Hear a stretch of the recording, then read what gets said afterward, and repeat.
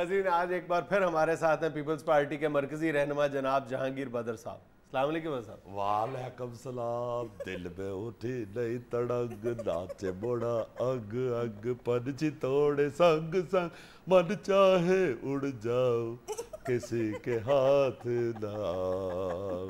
रे सखी ना ना ना ना ना, दिल में उठी नहीं बदर तड़ंग। साहब बहुत ज्यादा खुश हैं, मेरा ख्याल कायदे ऐवान सेनेट में बने हैं, उसकी खुशी है आपको। हाय हाय बहुत बहुत मुबारक हो आपको जी। Nice to listen you mister Junaid. Hi hi हाय।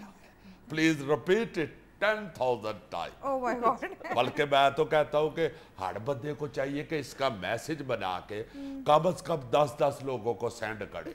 इतनी बड़ी खुशी है आपके लिए? क्या कह रहे हो यार, सेंड करके तो देखो 10 लोगों को रात को, अल्लाह पाक ख्वाब में तुम्हें कोई खुशी दिखाए। अच्छा बदर साहब, आप तो कहा करते थे कि मुझे ओहदों की कोई तलब नहीं है। अब अगर कोई दे दे तो बंदा ना तो नहीं ना कर सकता। ये तो ऐसे ही है जैसे आपके को मोहल्ले में से कोई बंदा आपके घर में खीर की प्लेट लेके आए, आप उसे ये तो नहीं कहते कि मुझे शुगड़ा ले जाओ अपनी खीर, वो तो रखनी पड़ेगी आपको। जैसे हमसायगी का तकाजा होता है ना जी, इसी तरह जमहूरियत का भी तकाजा होता है। कोई आपको आप ओहदा दे दे तो रखना पड़ता है, बेशक आपको शुगर हो। देखे ना, ओहदा भी तो कोई छोटा नहीं है ना, कायदे ऐवान, वो भी सेनेट का। हाय हाय हाय, कायदे ऐवान। इस ओहदे से वैसे भी मुझे अपने लीडर भुट्टो शहीद की खुशबू आती है। वो कैसे? वो कायदे अवाम थे, मैं कायदे ऐवान हूँ। हाय अच्छा। हाय। दिल में उठे नहीं तड़ंग, नाचे मोड़ा अंग अंग, पंछी तोड़ संग संग, मन चाहे उड़ जाओ। आप तो जरूरत से ज्यादा खुश नजर आ रहे हैं। नहीं जुनैद सलीम साहब, इतनी देर बाद जब ओहदा मिलेगा तो खुशी तो होगी। बड़ी देर हो गई थी, वेला बैठा हुआ था। अब तो यार दोस्त और महल्ले के लोग भी छेड़ना शुरू हो गए थे। और बदड़ और सिर्फ जनरल सेक्रेटरी आप पीपल्स पार्टी। अब देखे ना जनाब, एक जियाला पुराना और उसकी पार्टी इख्तदार में और आपके पास कोई ओहदा ही ना हो। ये तो बिल्कुल ऐसे ही है कि आप 5 स्टार होटल में जाए और जाके पूछे हो कि पक्का है, और बैठा आपको कह दे भाई जी दाल ते कद्दू। लेकिन बदर साहब, आपको ओहदा मिला भी तब जब हुकूमत खत्म होने वाली है। बहुत अच्छे मैडम, मेरा नाम जहांगीर बदड़ है, जहांगीर कुकू नहीं है। इतनी मुझे अकल है, ये सैनेट नहीं खत्म होती। हाँ, मुझे तो पहले वजारत की भी ऑफर्स हुई है। अच्छा। मैंने कहा चंद महीने रह गए, वजारत का क्या करना है। अच्छा। अभी तो मैंने कुर्सी पे सीधा पदड़ा भी नहीं हो रहा, तो हुकूमत खत्म हो जानी है। इसलिए सैनेट का ओहदा मैंने सोच समझ के लिया। अच्छा बदर साहब, ये भी सुनने में आ रहा है कि अगर वजीर आजम यूसुफ रजा गिलानी साहब ने इस्तीफा दे दिया तो जो मुमकिन उम्मीदवार है वजारत उज़्मा के, उनमें आपका नाम भी लिया जा रहा है। हाय आज तो चुंदड़ी रात बा, वजन है तेरी बात बा। मैंने भी खबर लगवाई थी।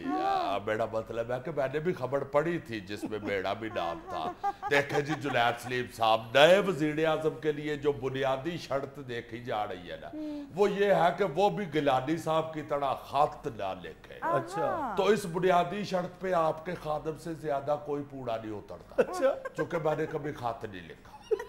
मैं फोन कर लेता हूँ, मैं तार भेज देता हूँ, मैं वैसे आवाज मार के हाल चाल पूछ लेता हूँ, मैं खत नहीं लिखता। अच्छा। दौड़िए, हमें खत लिखने की आदत ही नहीं है। हम तो बड़ी दूर भी बंदा हो तो वहाँ बोल बोल के हाल पूछ लेते हैं, ओ सुना कैसा है। सो खत ना लिखने की आपके खादम से ज्यादा किसी को आदत नहीं, इसलिए पूरा तो मैं ही उतरता हूँ वजीर आजम बनने के लिए। अब आगे देखे डाकिया जाने और उसका खत जाने।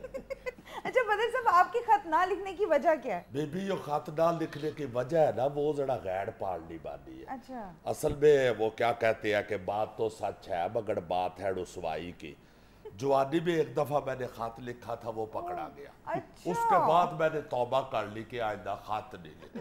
खत किसको लिखा था बदर साहब? वो जी खत स्कूल के हेडमास्टर के खिलाफ लिखा था, डिस्ट्रिक्ट एजुकेशन ऑफिसर को। अच्छा। आप कुछ और ना समझे। बस वो फिर खत पकड़ा गया, हेडमास्टर ने बहुत मारा, बहुत मारा। उस दिन से मैंने ये अहद कर लिया कि आइंदा कभी अपने हेड के खिलाफ खत नहीं लिखा। अच्छा बदर साहब, आपके अंदर इतनी खसूसियात है, लेकिन इसके बावजूद आप इलेक्शन ऑलमोस्ट हर दफा हार जाते हैं। जुनैद सलीम साहब, ऐसे तो ना कहे, अब भी हारने लगाओ, पहले तो जीत ही जाता था। असल में अब लोग बदल गए हैं, बल्कि लोग क्या लाहौर ही बदल गया है। पता नहीं कहाँ से लाहौर में लोग आ गए।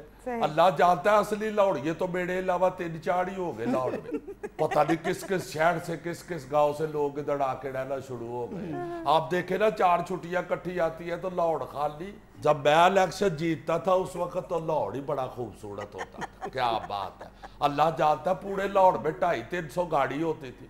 अब तो गाड़ी पे गाड़ी चढ़ी हुई है यार। ये माल रोड पे उस वक्त टांगे चलते थे जब मैं जीता। अब तो लाहौर बिल्कुल बदल गया है। उस वक्त ना मच्छर ना खाड़श, बिल्कुल साफ सुथरा लाहौर होता था जब मैं इलेक्शन जीतता था। उस वक्त तो लाड़ी अड्डा भी रेलवे स्टेशन के पास होता था। अच्छा। मुझे अच्छी तरह याद है बोनट वाली बसें होती थी उस वक्त। अब तो सीधे मुंह वाली बसें आ गई। और ये ट्रकों बसों और टांगों के ऊपर वो रबड़ के पाँव पाँव वाले हाड़न लगे होते थे। वो पाँव पाँव वाला हाड़न सुन के तो मुझे ज़हन में आया कि मेरी आवाज भी गरीब तक पहुंचनी चाहिए। उस वक्त मैंने सियासत शुरू की थी और अल्लाह के फजल से जीतता भी था।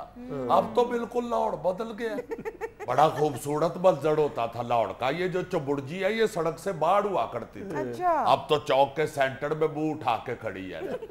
ऐसा सीन होता था। ये जो शिमला पहाड़ी है ये बिल्कुल छोटी सी होती थी। अच्छा। अब तो जवान हो गई है।